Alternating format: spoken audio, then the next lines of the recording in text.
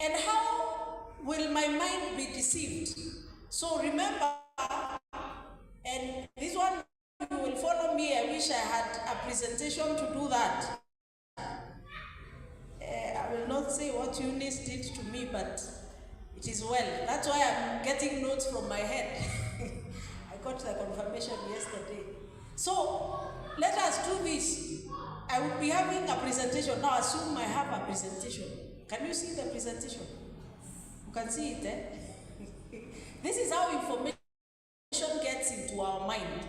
So we begin with a source of information. I want you to write in like a diagram. So you drew source of information, an arrow pointing to belief, an arrow from belief pointing to thoughts, an arrow from thoughts pointing to emotions and feelings, an arrow from thoughts and feelings, an arrow from feelings and thoughts pointing to behavior. Tumepata now what we are doing. We have understood. Vila naenda. Mumelewa kwanza, then I will tell you what we are writing. Tumelewa. So, number one, from this end, is the source of information. Write source of information. Here. Source of information. Si tulisema kuna diagram. So you can see the diagram. So mnaiona. Yes, we are using our mind. Is it so? Now, source of information, an arrow taking us to belief. Then that belief taking us to thoughts. Thoughts taking us to emotions and feelings. Good. Kuna mwalimu hapa. Beliefs. Emotions and feelings. Then behavior.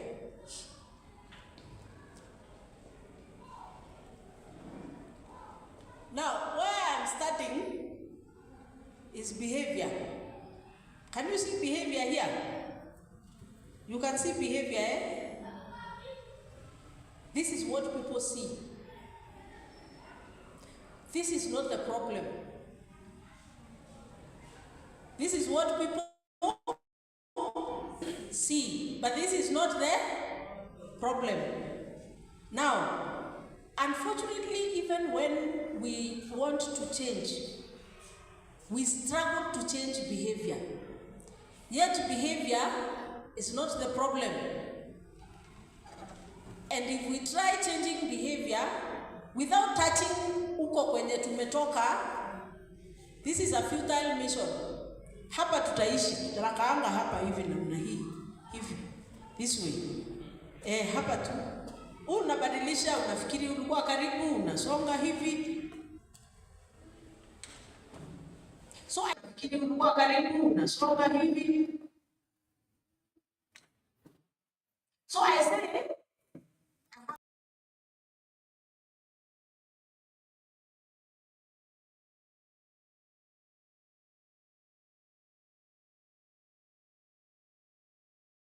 making me 5 people. So mimi naoperate tu hapa. Najaribu kuchange.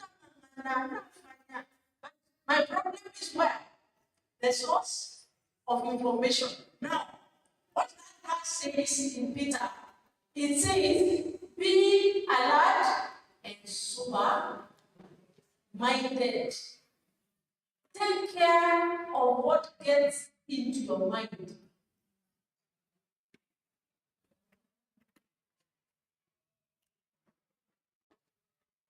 Take care of what gets into your mind. Source of information. So some of us, the people we sit down with, the people we allow to tell us things, that is source of information. Remember, the source of information forms a belief system. The belief system informs our thoughts. Our thoughts dictate our emotions and feelings, and then we show it in behavior. Are we together? If I want to change behavior, I must visit the source. Until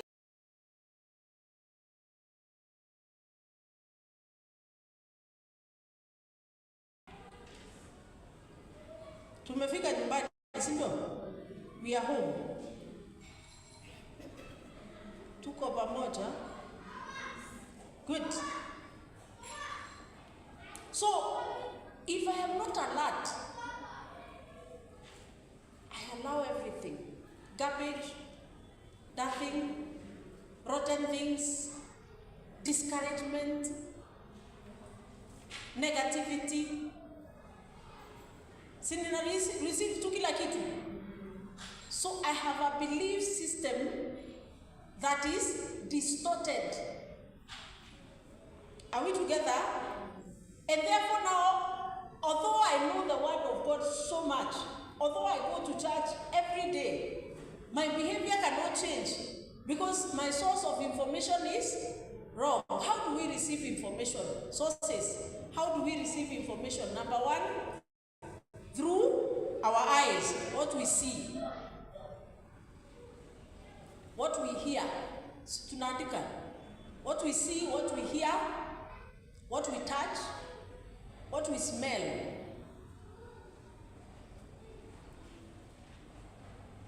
What we read.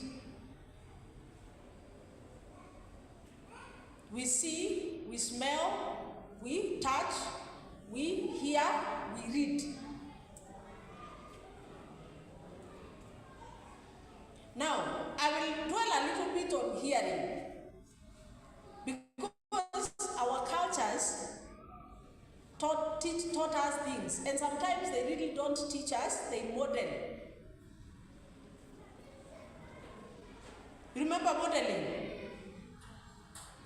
We remember, touch your head.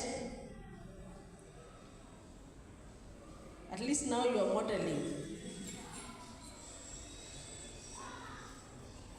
Touch your cheeks.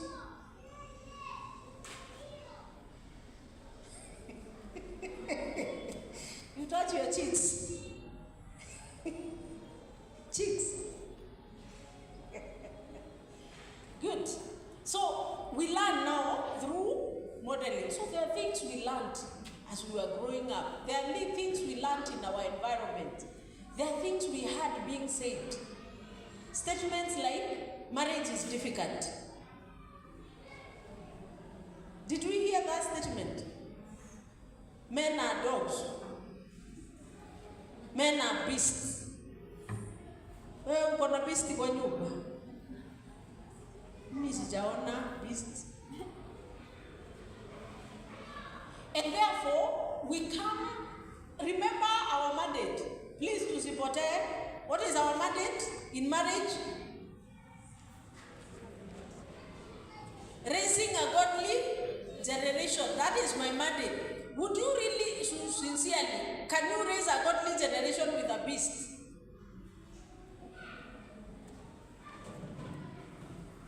Unasikia now, there is a contradiction because of the source of information and your belief systems that have influenced your thoughts, that are now influencing your emotions, and therefore they are influencing your behavior. So I come into a marriage relationship with a lot of pessimism. Inasema aje hiyo? Pessimism. That's what I'm looking for. Nani ameitoa pessimism? Umeshika pessimism. Yani, I am very negative. Everything I see, I'm imagining, oh, we don't have money, we are poor. Those are what? Beliefs. But there is a source. There is where they came from. Now, because human beings have been created in the image and likeness of God, we have an inner person that speaks to us truth. Although you want to say how bad things are, that inner person keeps reminding you that things are not that bad. And therefore you get into a conflict that that brings anxiety. Hatukupatana hapo, si ndio? Hatukupatana, si ndio? There is a person who has been produced by information received. But there is a person who is created, the original person created by God. The person who is informed of God. Ako tu huko somehow. Sometimes tunamuitanga conscious. Sidio? So when the information you have fed yourself within your mind is in contradiction with your inner self, there is a what? A conflict. So there is what? Anxiety. What is anxiety? Najaribu tu kuleta mental health nyumbani. Imefika? Unasikia kama inakaribia? Tulisema be alerted, sober. Sawa? Because the enemy, the devil, is roaring like a lion, seeking who to devour. But we know that the only way the devil enters our life is through the mind. Have we understood the process? Now I am saying, I am divine. I am both divine and natural. I am both divine and natural. So I have the person of God in me, and I have the me. Hey, tunaelewana?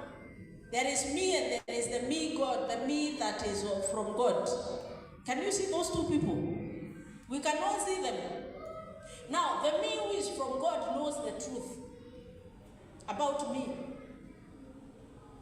But the natural me has been fed with so much information that is wrong, that now there is a conflict between the natural me and the divine me. And therefore the divine me, because they have been silenced, they are screaming, I want to be me. And the other one, because they are to Melisha, with our environment, our friends, our family, where we come from, and also by not, kama siku hizi sasa, the younger ones, although hata the older ones, ni kama tumetembea huko, TikTok inatupea garbage mingi sana. Unakuwa tu fed with information. And therefore there is a lot of pessimism about life. I said that creates anxiety. That conflict will create anxiety. The next thing it will do is that it will also create depression. Depression is simply, unaona hapa kwa emotions na feelings. Hapa pale kwa thoughts. My thoughts ni mbaya mingi. My thoughts. You are useless. You will not amount to anything. But remember there is a source, eh? Lakini sasa hii from the thought, hapo hata utembee huko kwa source, hapa tu kwa depression unakuanga kwa wapi? Kwa thoughts na emotions na feelings. Peke yake hapo. Peke yake. But now the greatest problem iko kwa thoughts.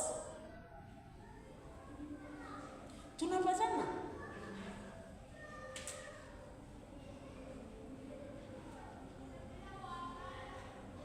So my mind is full of, I am good for nothing.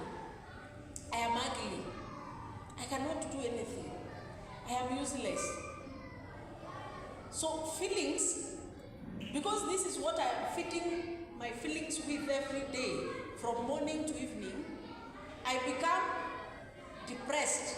Depression is simply mood ikiwa chini. Mood imekrashiwa, mtu amefinyiliwa. Unaona huyo mtu sasa, the divine.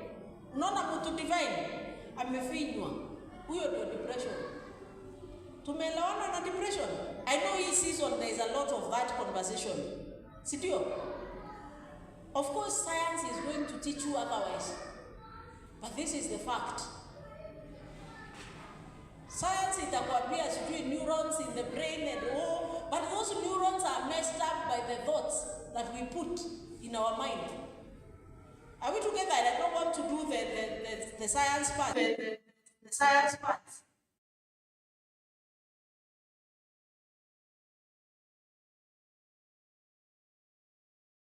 Seeking who to devour. And therefore is attacking our mind by attacking our mental wellness. Tumeelewa depression? Can you explain it to someone?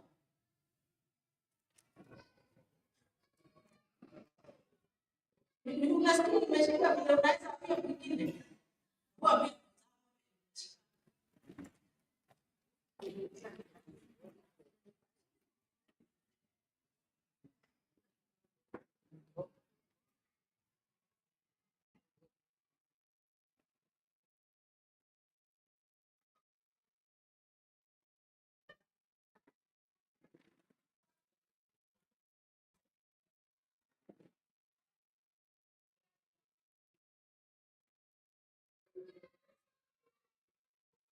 kama tumeelewa vile tumeenda deep, kama tumeelewa.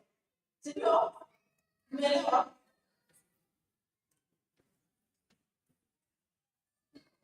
No. Look at this person. Wazani kwa stories sasa tutaongea wakati wa break. Look at this person who has been having these thoughts for 20 years. Unamwona? 20 miaka 20. Ameishi na hiyo mawazo ile mawazo kusema ina cause depression. So feelings zake all the time zipo. Amepindwa. Hawezi hata kuchukua hata kukimbia kwa Mungu. Hata now, that depression sometimes can progress. Remember now it is already interfering with my physical health, which is interfering now with my brain function. Are we together? So the next one, nitajipata ni vitu zinaitwa by mood disorders, ambazo ni the likes of bipolar. Umesikia hiyo jina? Hiyo bado ni depression. Ina attack mood. Inanifanya become too happy or too sad. So never be hyper. I'm giving you stories. Tomorrow I'm locked in the house for 2 weeks. That is bipolar. Lakini imetoka wapi? Huko source of information, ikaribu my belief systems, ikaribu my thought process, ikabos emotions and feelings to be distorted, and then I have changed behavior. Sasa siogi, sikuli, can you see the behavior now? Tuko pamoja. Now, if this source of information nilipewa nikiwa mtoto, tuko pamoja. Hii information nilipewa nikiwa mtoto. You are good for nothing, you are useless, wewe hata upendi, wewe hata si mtoto wa huku. Nini ingine tunaambiana watoto? Sio sisi, watu wanaambia nani nini, huyu si mamako. Ama sasa hiyo baba yako alikuwa na kiroli, alafu mtoto anaanza kuvisualize hiyo kiroli kiligonga baba yake. Wengine wanaenda wanaambia watoto baba yako alikukataa wakati tu ulizaliwa. Mtoto anaanza kushindwa, kwani nilikuwa mbaya hata babako alinikataa. Sasa hii ni source of information. Nimegrow nayo kwa mtoto. Na imekosa uchungu mwingi sana nikiwa mtoto. Inatengeneza an emotional mood called trauma.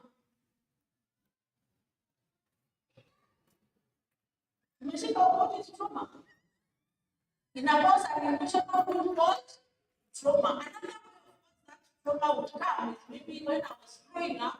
I lost maybe my parents, ama kulikuwa na accident ambayo nilikuwa involved nikiwa mdogo, ama maybe there was a fire ambayo ilichoma kila kitu, post-election violence ambayo we witnessed.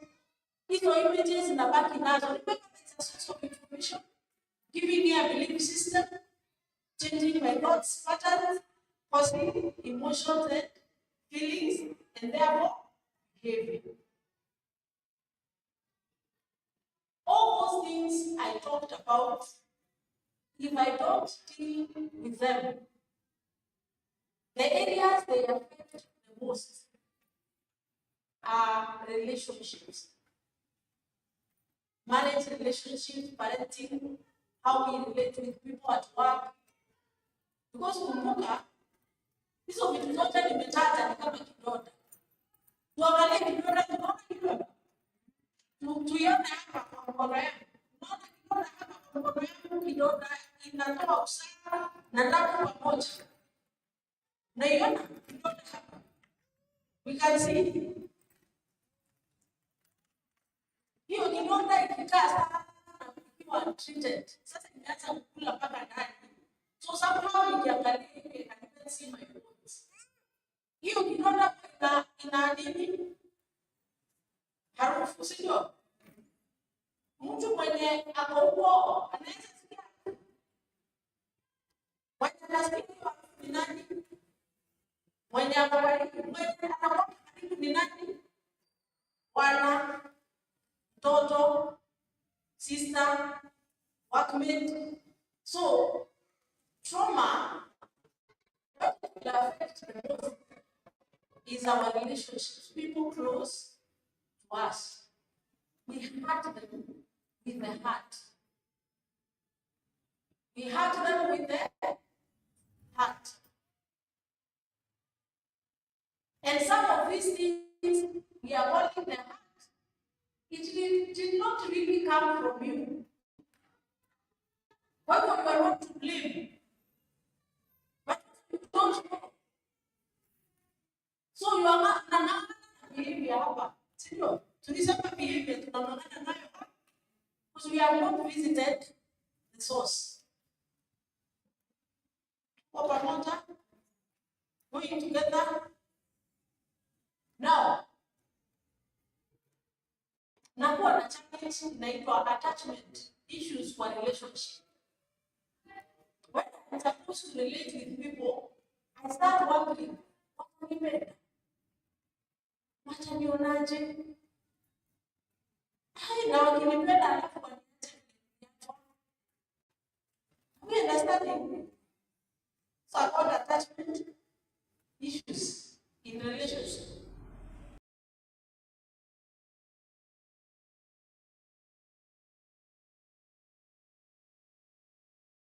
Hutaki aende, you become over possessive. Remember, you are responding to a problem. So unakamata yule mtu, unakamata kabisa. So if it is a husband, unakimbia kwa simu yake akifika tu hivi. Una search zote, ako na lipstick. The problem is not this husband, it's because you were left ukiwa mtoto. And therefore the fear of being left ndio inakukula.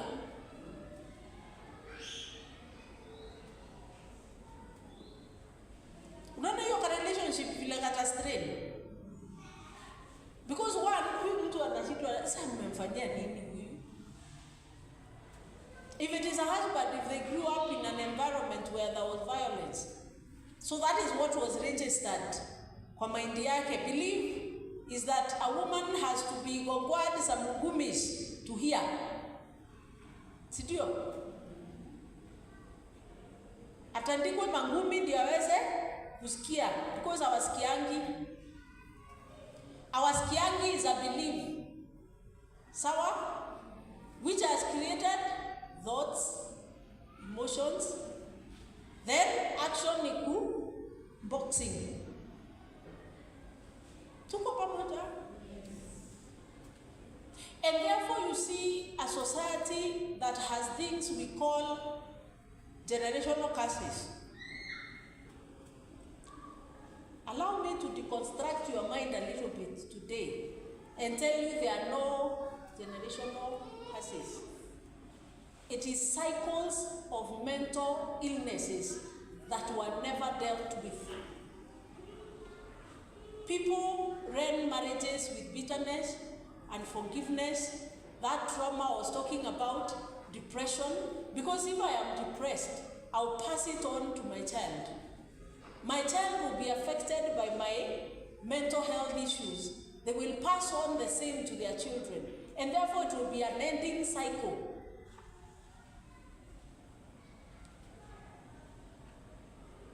Have you been deconstructed?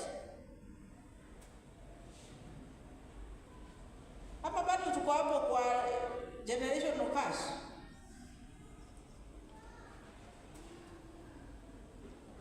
Okay, what are some of the generational curses that you know? Twende, tusifanye analysis. How many, like which one?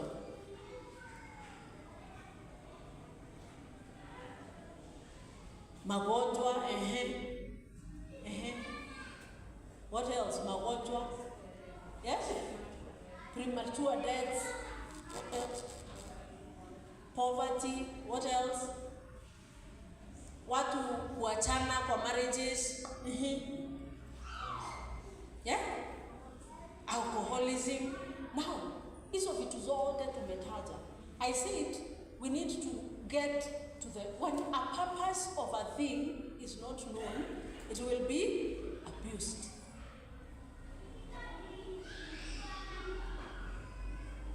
Sawa? So, you talked about sicknesses. Everything we have talked about, depression, anxiety, anger, bitterness, trauma, does not only cause mental health issues, but it also causes physical illnesses. Wale ambao wamekutana na daktari wakiwa na hypertension na diabetes, the first thing utaambiwa ni nini? Punguza sio sukari, punguza stress. Sawa? Many of the cancers we are facing today as a nation, they are stress related. This is how it happens. Remember, cancer is simply abnormal growth of cells. Cells are supposed to go round. There are 21 days. Every 21 days, zinakufa, zingine mpya zina grow. Now, when those cells don't die, they grow tumors. Ama zina grow into a tumor. Tuko pamoja? So when they grow into a tumor, inakuwa sasa iko pale kwa, maybe it's centralized into a certain location. And that is what we're talking about as stage 1 cancer. Or you are told you have a growth, but it is not malignant, or it's a malignant growth. Edhogo is gone. Wacha tuachane nayo. It is not cancerous, lakini it is just a growth. That is an abnormal cell. Okay, now the nutritionist anaongea. Mnamsikia? So, that is an abnormal cell. Tuko pamoja? Now, what causes that to happen? Did you hear somewhere unaambiwa hii food iko na antioxidants? Antioxidants ni kumaanisha inaeka more oxygen into your system. Ndio izuie hizo now cells who grow abnormally. Now, when the body is stressed, huwa inabsorb oxygen out of the body. So it will accelerate the growth of cells and also disease occurrence. Kwanza ita constrain veins za damu. The first thing utakutana nayo ni hypertension. Hypertension is simply blood pumping at higher speed. Where stuka? Stuka? Umeshtuka? Umeshtuka? Ukishtuka unasikianga aje? Ukikasirika? Wale watu ukasirika mpaka anatetemeka hivi. Huyo mtu hata roho yake tayari hivyo ndio inafanya. Can you see association of sickness and stress? So look at this person that has been like this from birth. Tunamuona huyo mtu wako wapi? Now, our family huwa tusamei. Kwa hivyo sisi wote ni wa hasira. Ujambo. Sisi wote tuko na hypertension. Everybody in that family. Umeangalia kwenu? Umecheki? Nikikasirika na jam ile mbaya, I am already inviting sicknesses. So are those generational causes?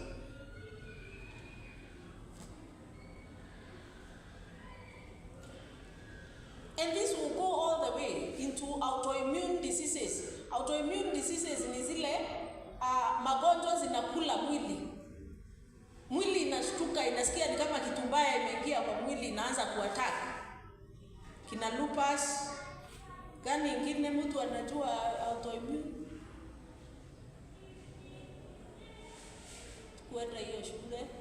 Sawa, those autoimmune diseases, kina hyperthyroidism, sawa? Na sijashtua mtu, nimeshtua.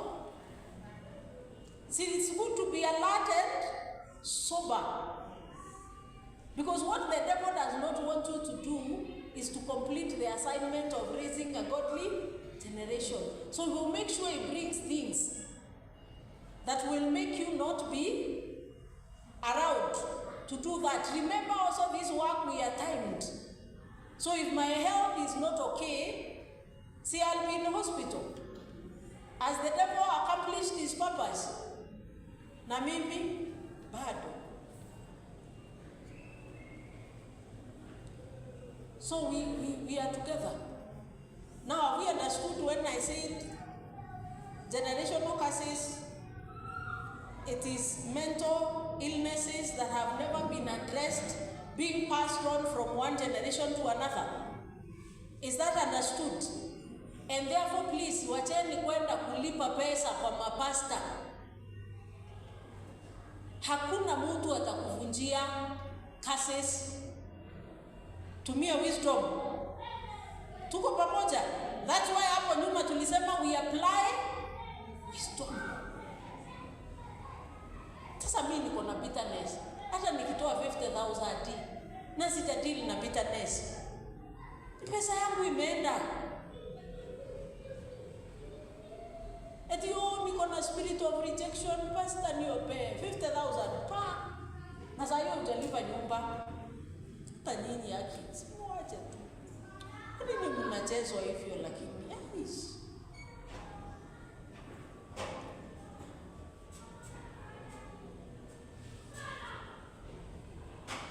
Wewe kwanza niambie,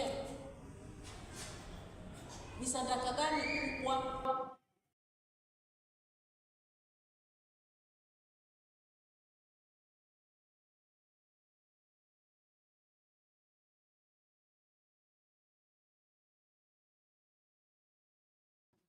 ndio siku ya leo mkihitaji kuwa na unakaa chini ambapo mnyeshewi pesa, unahitaji pesa yako, upatie pesa kupitishi.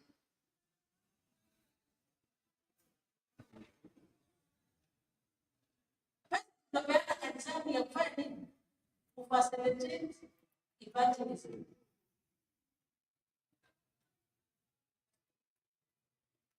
And you cannot please God by giving him money. Tuko pamoja. Wamama ndio tumekaliwa sana. Sisi ndio tunaenda huko kwa mapenzi. A.C.K. unaenda unaambiwa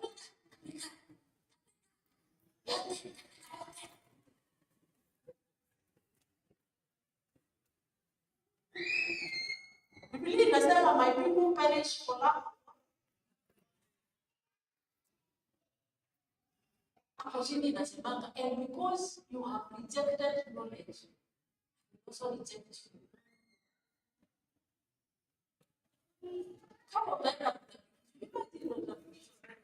kwa kamera, kitu inaonekana the whole world. Siwe umerejectiwa mpaka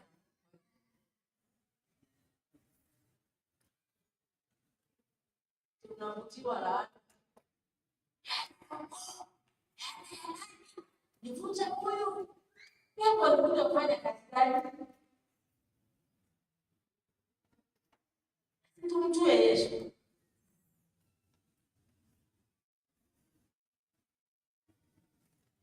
Naanza kwa wili. Sawa, tulikuwa kwa mentor. Tumeelewana kwa kasi. Na tutakuwa walimu. Mkiwezekana hiyo pesa mnaweza leta kwangu. Hiyo hao watu wanaenda kupeleka pia mtoto wa kwa streets anasoma, sio? Hii tuache kuwaste pesa.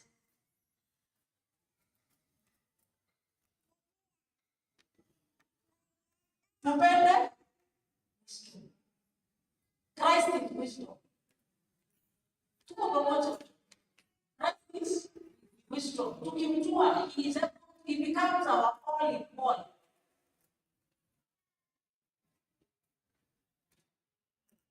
Tumeelewana that if I am able now to deal with my mental health issues about that have been carried over in my family, nikisimama hapa niseme I will be healthy mentally. Therefore, I will make my children automatically healthy. Do we believe in generational blessings? I mean, you know, meaning generational curses, generational blessings, and meaning. So the generational blessings is what we just said, that you have been made husband and wife, so that you can be able to raise a godly generation. Tumepatana? So the God I know, the God who has healed me, the God who has set me free, is the one that I am passing on to my children, so that as my children grow, they don't have to grow with bitterness. They don't have to grow with anger. They don't have to grow with identity crisis. They don't have to grow confused about who they are, because I passed on healthy mind.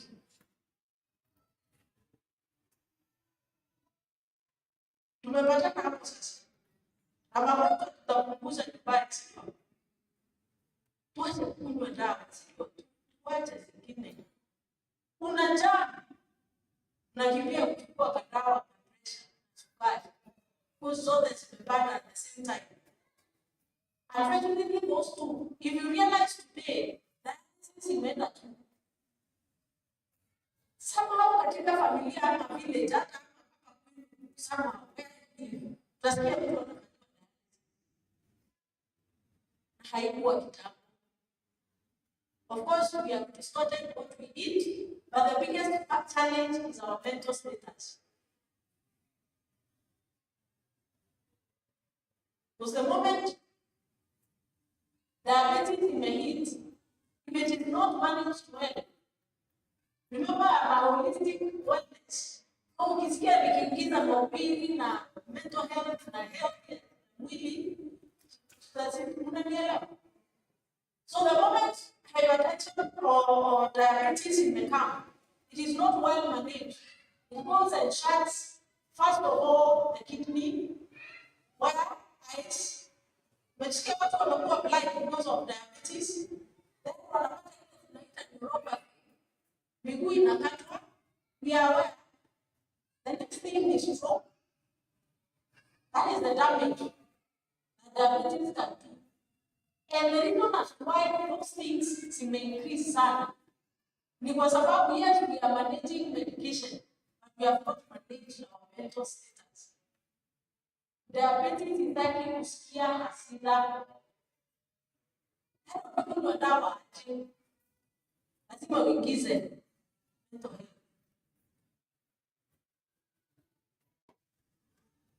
So can we heal this person? Can we try healing the person? We can. Can we heal the trauma? Now, for me to heal this behavior here, tunaona hiyo behavior ilikuwa hapa.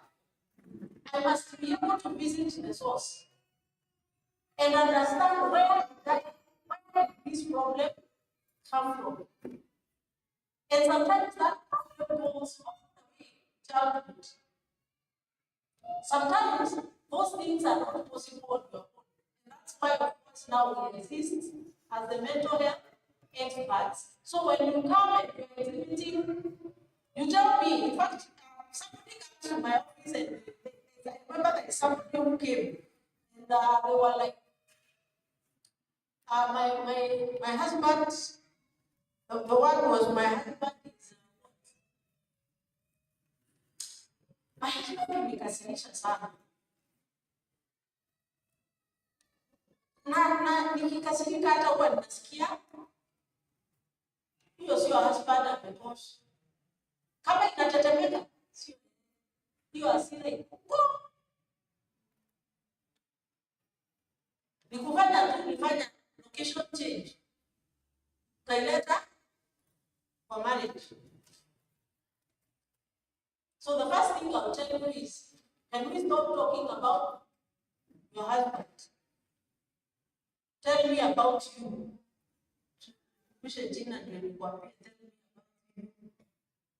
Tell me about Karen. Who's Karen? So I will tell you who is Karen. Someone concentrating and understanding Karen, so that I understand where is Hunter coming from. By the way, according to the way God has created them, all of us, everyone, we are good people. We are all good people. It is the devil who interferes with our lives. And what made up. Not only believe you now, who is this one? We are all good people. So therefore, I want to listen to Karen. Hii good yake ilipotelelea wapi? And therefore, I will go to tell me about childhood. And as we are walking through the journey of our childhood, that we see as a clear, because many people start crying at that point. Itaja tu mama yangu.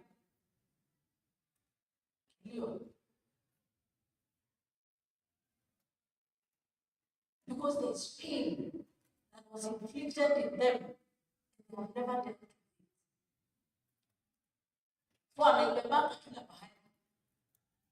Inafanya tourism. Nenda university, nenda nayo. Ibada ndege, hapana nayo. And of course, everybody who comes near is their victim. Because they are carrying pain. So of course, the moment you now visit there, you have to replace that information with the truth. Can we read Romans chapter 12, verse 1 and 2? Captain, to somewhere Romans.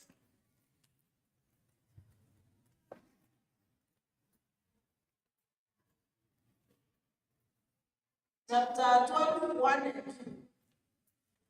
Yes, Romans chapter 12, verse 1 and 2. Therefore, I urge you, brothers and sisters, in view of God's mercy, to offer your bodies as a living sacrifice, holy and pleasing to God. This is your true and proper worship. Do not conform to the pattern of this world, but to be transformed by the renewal of your mind. Then you will be able to test and approve what God's will is, His good, pleasing, and perfect will.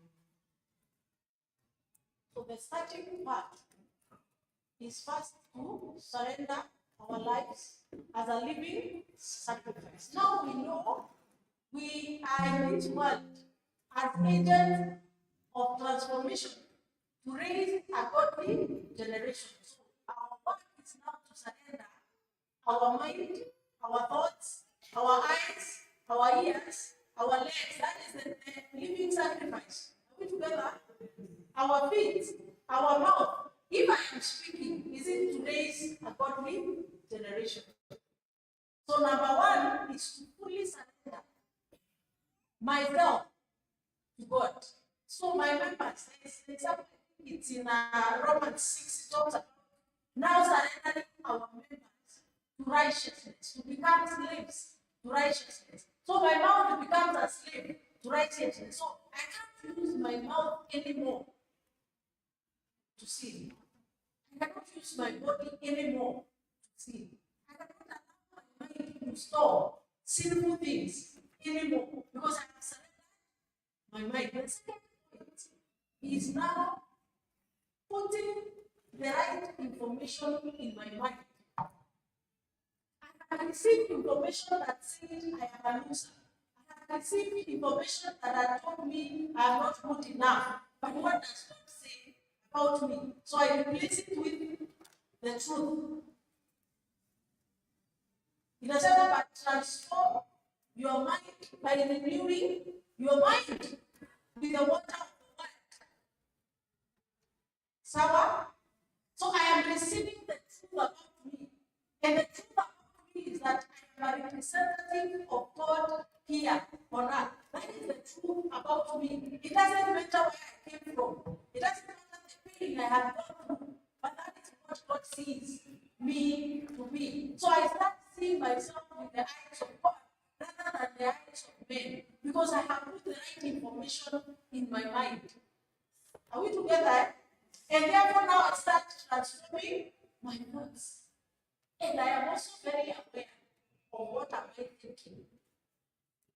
Am I thinking the way I'm thinking? Why am I saying the way I'm saying? Why did I tell that person that way? Is it because I have pain within me and therefore I'm just passing it on to them? Are we together? So the healing journey begins. Sometimes it will not happen automatically, and therefore, of course, that is why you require to sit down with someone who is able to take you through the journey of healing. And therefore, instead of now raising children in pain, we will be able to raise them as we pass on godliness to them. I feel like the rest we can be able to get more information through the questions you'll be asking. But I feel like that information imefika. Have we understood our mental wellness? Have we understood marriage? One has hiyo macho haisemi tumeunderstand. We have understood, eh? Do we know what to do?